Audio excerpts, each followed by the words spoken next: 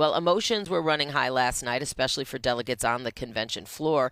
Our Marissa Perlman joins us now from the Royal Sonesta Hotel downtown with reaction from day one of the DNC.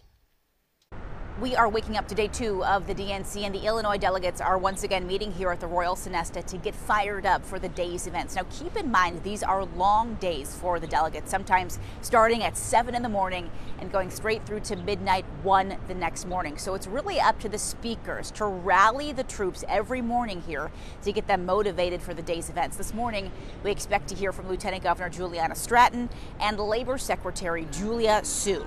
Now, last night, the Illinois delegation hosted their own welcome party at Midwest Coast Brewery in Westtown. This, of course, after a celebration at the United Center, kicking off night 1 for the people.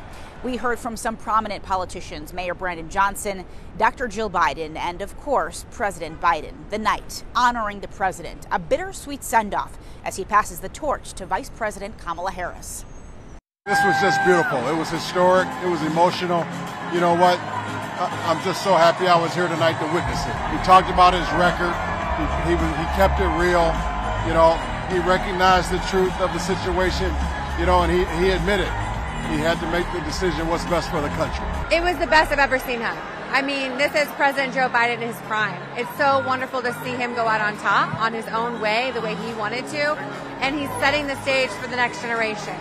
I was a Kamala Harris supporter in 2019. I was on her Illinois leadership team. I believed in her then. I believe in her now. And it's so great that the world has caught up to see what we saw 5 years ago. We heard from the delegates who say they are energized now about the election. We've heard the enthusiasm about the Harris-Walz ticket is being called contagious, but they also say that victory is not a given. With night 1 written in history, delegates have 3 more, and now they've reflected on Biden's big goodbye. There's an official pivot to the future and to learn more about their candidate, Kamala Harris.